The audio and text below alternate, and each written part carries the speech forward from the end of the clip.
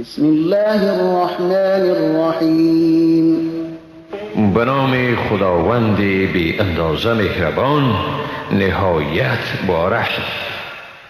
یخادعون الله والذین آمنوا وما یخدعون الا انفسهم وما یشعرون. ایشان چنین میپندارند که خدا و مؤمنان را فریب میدهند، ولی در واقع جز خیشتن کسی دیگر را فریب نمیدهند و این موضوع را درک نمی کنند. فی قلوبهم مرض فزادهم الله مرضا ولهم عذاب علیم بما كانوا یکذبون. در دلهایشان بیماری است و خداوند بیماریشان را افزوده است و برای ایشان عذابی دردناکی است به سبب آنکه دروغ میگفتند.